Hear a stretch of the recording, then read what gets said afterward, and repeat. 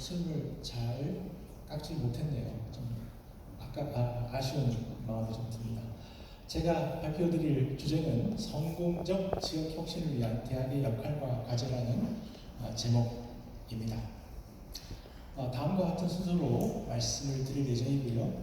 특히 이 마지막 부분에는 지금 교육부에서 지역 혁신 중심 대학 지원 체계 RISE 사업을 추진하고 있습니다.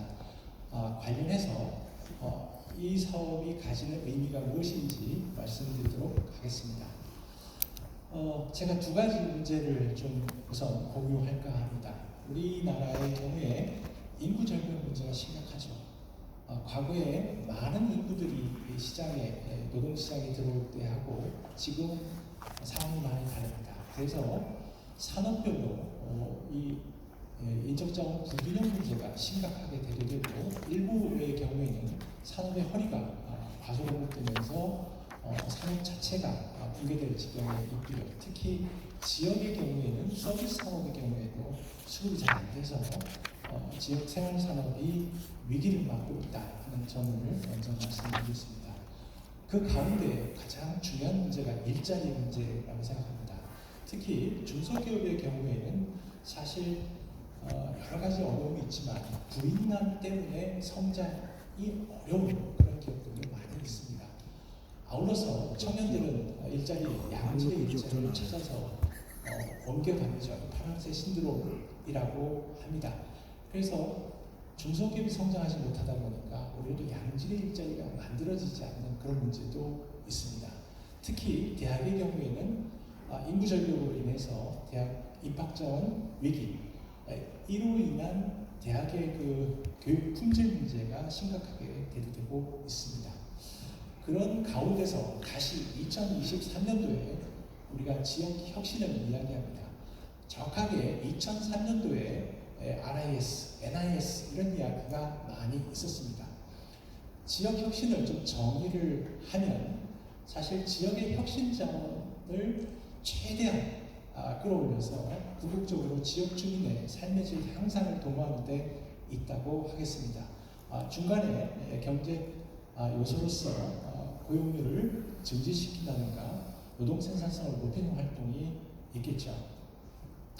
사실 RIS 정책이 태동되게 된 것은 NIS 정책, 국가 단위에서 혁신 정책을 하는 것보다 지역 단위에서 혁신 정책을 할 때 서로 혁신 주체들이 소통이 원활하게 이루어지고 보다 생산성 높은 혁신을 이룰 수 있다는 측면에서 RIS가 주목을 받았고 지산학 협력 체제를 통해서 기술 혁신을 추진하고 그리고 스타트업과 스케일업을 통해 지역 발전을 이루겠다 하는 것이 이제 지역 혁신의 핵심입니다. 그 가운데 대학은 지역 인재 양성을 통해서 또 기술 혁신에 기여하도록 하고 있죠. 그래서 사실 지역 혁신의 문제는 지산학 협력의 문제이기도 하고 사실 RIS에서 혁신 클러스터 조성이라고 하는 것이 지역 발전의 목표이자 성장 동력인 것으로 많이들 알고 계시고 사실 그러합니다. 왜 그러냐면 혁신 클러스터는 공간 단위에서 이루어지는 것이고 이게 이제 지역의 정책 목표로서 적정하기 때문일 것입니다. 특히 이 혁신 클러스터 조성의 핵심은 뭐냐면 지역의 혁신 자원들이 그 자원을 극대화시켜서 목표를 이루어 나가는 것이겠죠. 그래서 지역 거버넌스와 지역 혁신 인프라를 최적화시키는 그런 활동들이 많이 들어가 있습니다. 자, 그래서 그 한마디로 정의를 좀 해보자면 지역 혁신은 지산학 협력으로 성공적인 혁신 클러스터를 조성하는 것이다. 이렇게 볼 수가 있고요.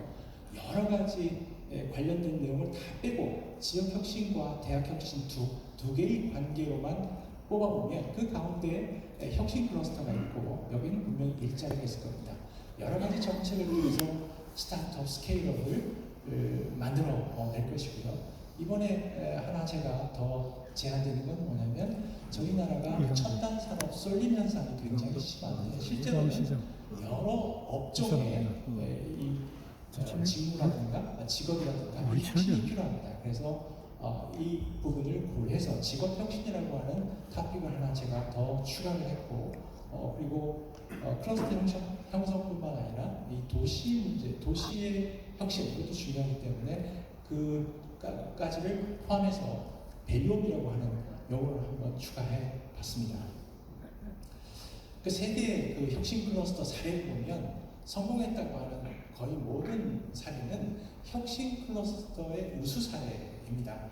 그래서 지역 대학의 기술 혁신, 특히 창업을 통해서 지역을 발전시킨 사례가 성공 사례로 회자되고 있음을 알 수 있습니다. 그 혁신 클러스터의 내용들을 쭉 살펴보면 어떤 혁신 클러스터든지 비전 제시자가 있고, 그리고 이후에 뭐 입지 정책이든 기업 유치 정책이든 혁신 환경 정책이든, 그리고 대학의 스타트업 스케일업 정책이 다 모여가지고 이렇게 누적되면서 그런 여러 가지 혁신 인프라, 혁신 요소들이 누적되면서 혁신 클러스터로 성장하는 사례를 보이고 있습니다. 특히 최근에는 거기에 플러스 다른 업종들이 얹혀져서 융복합 산업으로 발전되어 가고 있는 것을 볼 수가 있습니다. 해외 여러 성공적인 사례를 보면 스웨덴의 시스타 사이언스 파크라든가 프랑스의 사또 곰베르트 테크노폴, 그리고 리서치 트라이앵글, 그리고 로벤 라네볼 사이언스 파크 같은 여러 혁신 클러스터들이 있는데 발전 경로는 조금씩 다릅니다만 이 혁신 클러스터의 대부분에 대학이 있고, 그리고 혁신 주체들 간의 협력이 있습니다. 그걸 통해서 이 지역이 발전했다 하는 것을 우리가 알 수가 있습니다. 그런데 우리나라에서는 이것들이 좀 한계를 갖는 이유는 뭘까? 한번 정리를 해봤습니다. 우리나라도 제가 실패했다 이것이 아니라 좀 더 효과적으로 생산성 있게 됐으면 좋겠는데 부족했다라는 생각을 가지고 말씀드리고자 합니다. 이 좌측에 있는 그림을 보면 우리가 반성을 해보면 한 곳을 바라보는 공감대가 좀 미흡한 게 많습니다. 지역 내 혁신 주체들이 많은데 저마다 자기가 주장하는 이 미래 비전이 지역의 비전이 되어야겠다고 주장을 하고 그렇게 파편화돼서 이루어지다 보니까 이게 누적이 되지 않고 일개규모를 만들지 못하는 그런 그 반성 사례를 우리가 생각해 볼 수가 있겠습니다. 그래서 우측과 같이 이렇게 한 곳을 바라보는 그런 가운데, 그리고 혁신 주체들이 모여서 임계 규모를 높여갈 때 성공 가능성이 높아질 것이다 라는 생각을 해봅니다. 특히 지역에 굉장히 많은 사업들이 내려옵니다.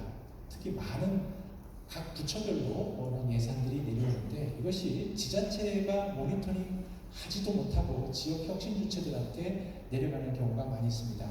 그거를 종합적으로 이렇게 모아서 특별한 임기 규모를 만들어가는 과정이 필요하다라는 생각을 합니다. 이렇게 이제 혁신 클러스터가 발전하기 위해서는 여러 가지 요소들이 균형 있게 되어야 하는데 이게 불균형되면 발전이 어렵겠죠. 그래서 저희는 이런 임기 규모 문제를 해결하기 위해서 특히 여기 지식 발전과 복잡하게 예를 들었지만 어느 정도 규모가 되어야 되고 다양성이 있어야지만 이 긍정적인 발전 방향으로 도약할 수가 있다. 이 부분을 우리가 고려해야 한다는 말씀을 드리고요. 특히 저희가 스타트업 스케일업 전략으로 산학인 협력 관련된 여러 가지 프로그램들을 많이 하고 있는데 이제는 도시를 생각할 필요가 있습니다. 도시 계획과 도시 혁신을 통해서 이 두 가지가 결합될 때 사실은 지역 정주 여건도 개선되면서 사람이 모일 수 있다는 말씀을 드리고 싶습니다. 아마도 이런 여러 가지 모델 중에 특히 지역의 그 소멸에 대응하기 위해 대학도시 모델도 이런 모델 중에 하나다라는 말씀을 드립니다.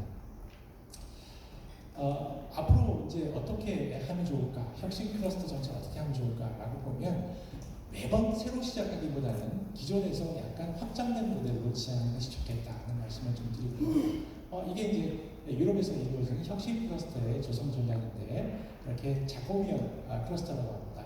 기존의 A, B, C 이 클러스터가 모여서 새로운 융복합 클러스터를 만드는 가는 과정으로 유럽에서는 많이 이루어지고 있습니다. 자, 그래서 지자체도 라이즈를 추진하는 데 있어서 그렇게